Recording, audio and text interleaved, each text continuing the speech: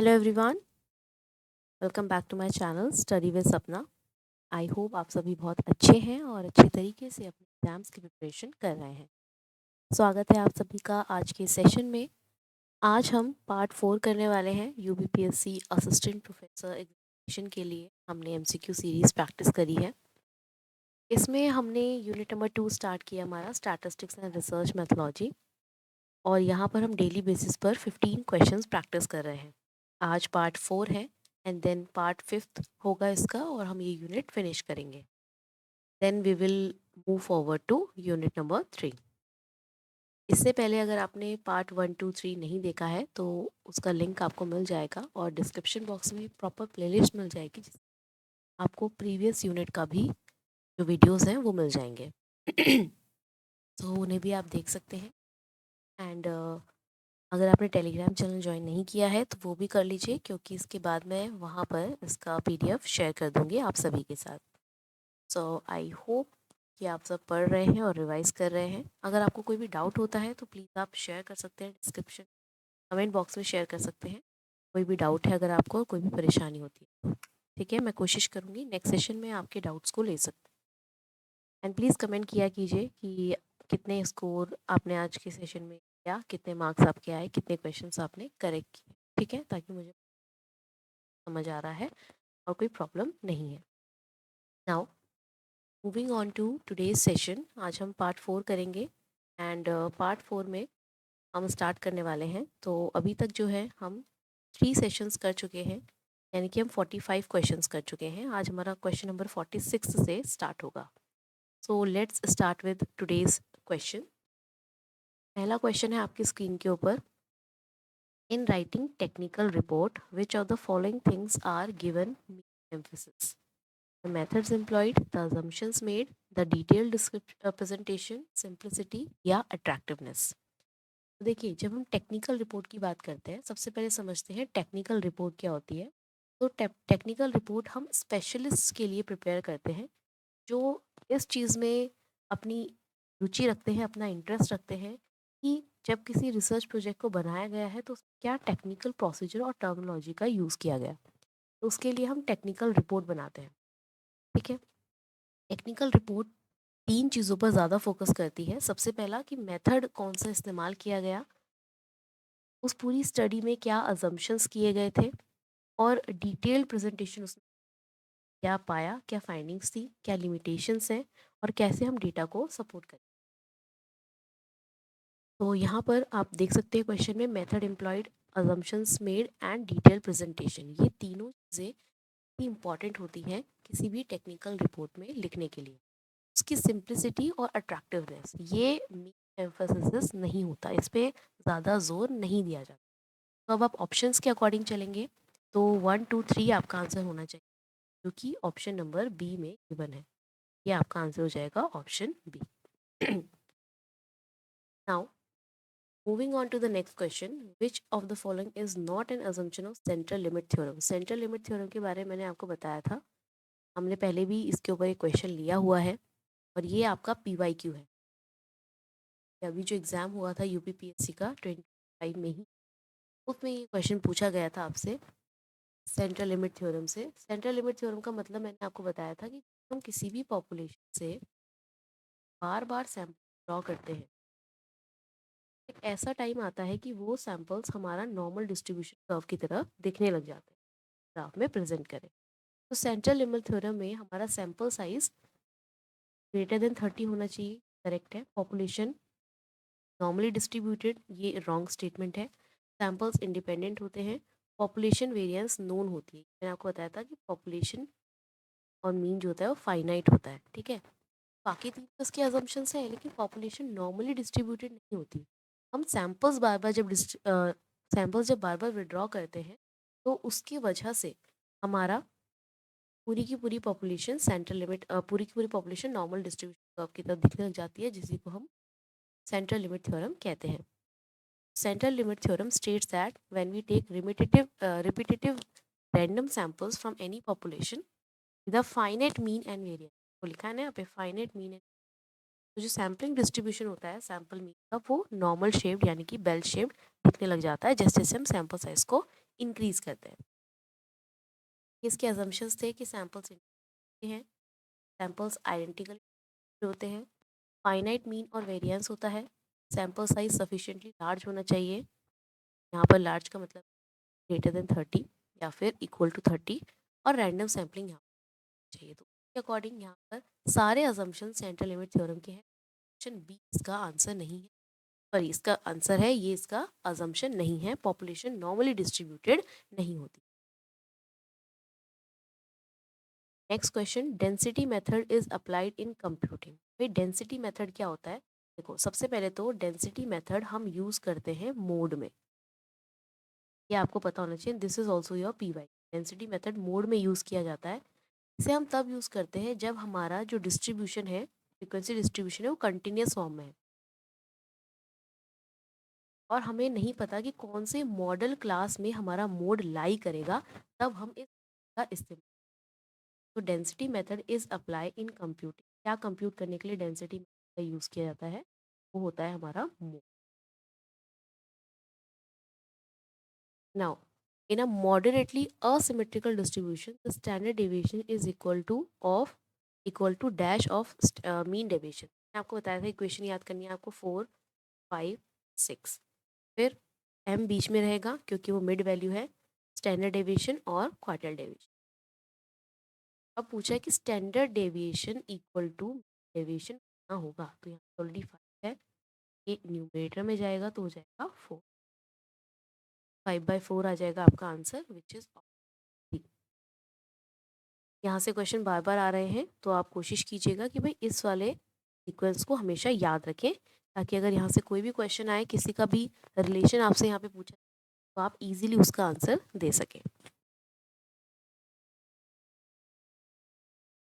Next है question 50, match list 1 with the list 2। तो list 1 को लिस्ट 2 से मैच करना है। यूनिवर्स की बात हो रही है। यूनिवर्स हमारा क्या होता है? Complete population. ये ए का आंसर होगा 2। डेटा क्या होता है? डेटा हमारी होती है इंफॉर्मेशन, आंसर क्या है? 4। ठीक है। मीन क्या होता है? मीन होता है एवरेज, सी का आंसर है 1। और मोड क्या होती है? मोड जो मैक्सिमम रिपीटेड वैल्यू होती है, डी का 3। तो आंसर बनेगा हमारा 2 4 1 3। देखिए कहाँ पर दिया है 2 4 1 3, 2 यहाँ पर है, यहाँ पर 3 है, 2 4 1 3 गिवन है आपका ऑप्शन नंबर, यहाँ पर गिवन है, ऑप्शन सी आपका करेक्ट आंसर होगा। Next question, random sampling method एक बेस्ट सैम्पलिंग मेथड है, क्यों? क्योंकि रैंडम सैम्पलिंग लेस एक्सपेंसिव है, टाइम सेविंग है, लेबर सेविंग है, या यहाँ पर जो सिलेक्शन होता है वो अनबायस्ड होता है। तो रैंडम सैम्पलिंग मेथड का मैंने आपको बताया था कि जहाँ पर किसी भी पॉपुलेशन से हम जो भी सैम्पल्स ड्रॉ कर रहे हैं, उन सभी सैम्पल्स के इक्वल चांसेस सेलेक्ट होने के, equal chance of getting selected, equal chance है आपके किसी भी सैम्पल के सेलेक्ट होने के। रैंडम सैम्पल सबसे अच्छा होता है, यहाँ पे हम जो सिलेक्शन अनबायस्ड होता है, यहाँ पर हम जो सैम्पल्स ले रहे हैं उसमें तरीके की बायस्डनेस नहीं है, हम अपनी पसंद से नहीं ले रहे, हम रैंडमली किसी भी सैंपल को कलेक्ट कर रहे हैं। ठीक है, आपका आंसर बने। नेक्स्ट है, whose statement in the following stratified random sampling. Stratified में आपको पता है स्ट्रेटास बनते हैं, ग्रुप्स बनते हैं जो होते हैं होमोजेन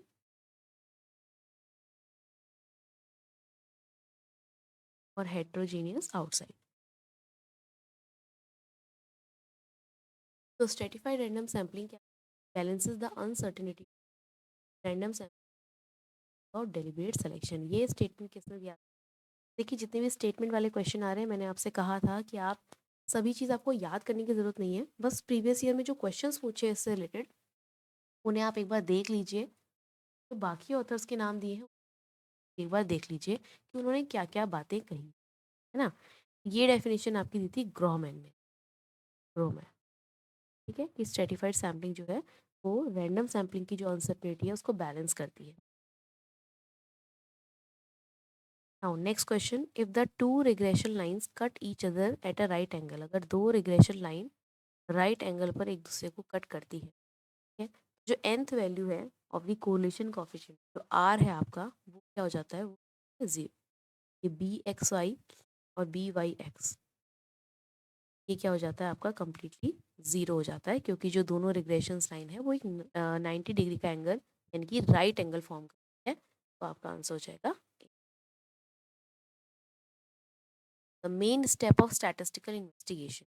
स्टैटिस्टिकल इन्वेस्टिगेशन का मेन स्टेप क्या होता है, डेटा को कलेक्ट करना, उसका कॉरेस्पॉन्डेंट या उसका enumerator.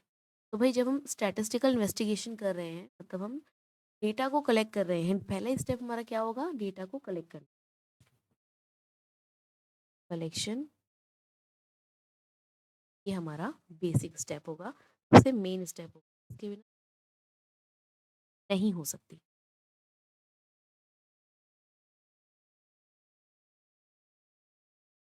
Question, which one of the following sample, sample का एक essential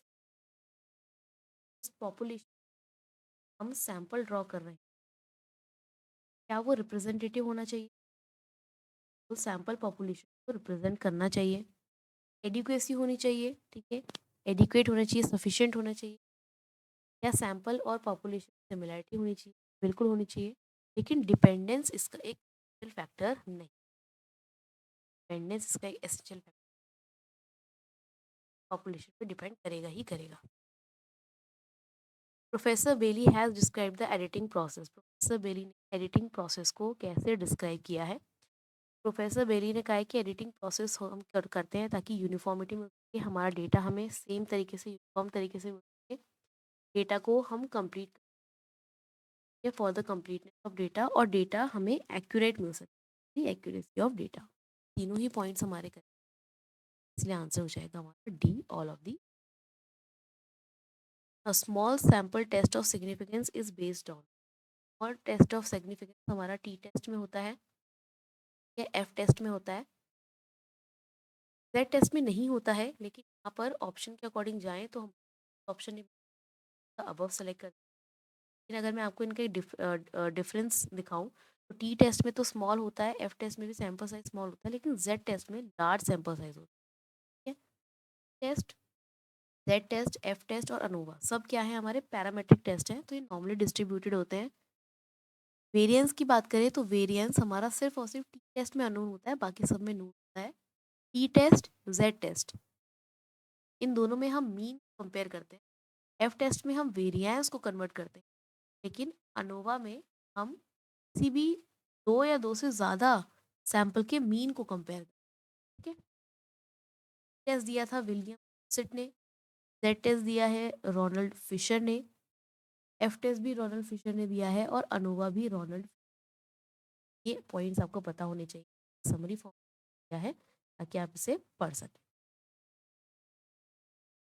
next, what are the main causes of chi square test, chi square test, test of independence, test of goodness of fit और test of homogeneity, तीनों ही इसके main uses हैं, तीनों purpose के लिए हम काई स्क्वायर टेस्ट का इस्तेमाल करते हैं, and it is a non parametric test.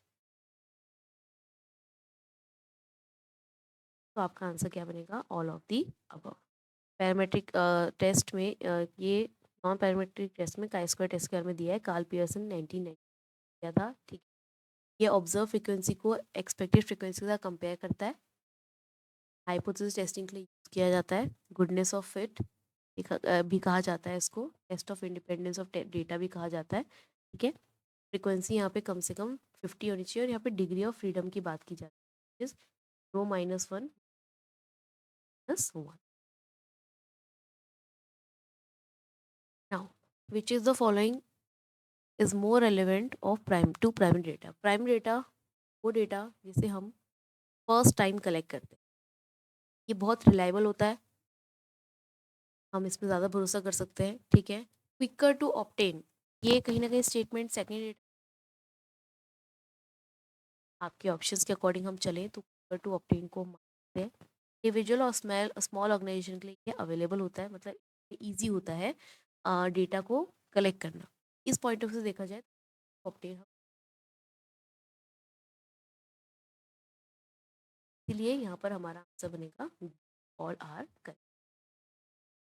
Now the last question, if the both regression coefficient are negative, अगर बी एक्स वाई भी माइनस और बी वाई एक्स भी माइनस, कोफिशिएंट आर है उसकी वैल्यू क्या होगी, वैल्यू भी, अगर किसी रिग्रेशन कोफिशिएंट जो वैल्यूज हैं उन दोनों का जो भी साइन यूज होता है वही साइन हम रिग्रेशन कोफिशिएंट का यूज करेंगे। अगर ये माइनस है तो माइनस में आएगा, अगर ये प्लस तो प्लस में आएगा। तो जो भी वैल्यूज को सॉल्व करके हमारा अंदर जो सिग्नेचर अंदर जो हमारा साइन आता है वही साइन हम कोफिशिएंट की यूज नेगेटिव हो जाए। ठीक है, तो अभी तक हम 60 क्वेश्चंस को प्रैक्टिस कर चुके हैं 4 पार्ट्स में। कल इसका एक और पार्ट आएगा, फिर आपके पास 75 क्वेश्चंस कंप्लीट हो जाएंगे। ठीक है, एंड उम्मीद करती हूँ कि आप प्रीवियस क्लासेस भी देख रहे हैं। अगर आपको कोई भी क्लास का लिंक नहीं मिल रहा है या आपने कोई भी क्लास मिस कर दी है तो डिस्क्रिप्शन बॉक्स में मैं उसका लिंक ऐड कर दूँ सकते हैं। ठीक है, सो आज के सेशन में इतना ही रखेंगे। नेक्स्ट सेशन में अगर सेशन अच्छा लगा तो लाइक कीजिएगा, शेयर कीजिएगा और सब्सक्राइब कीजिए। See you all in the next one. Till then, keep studying and keep it. Bye everyone. Take care of yourself.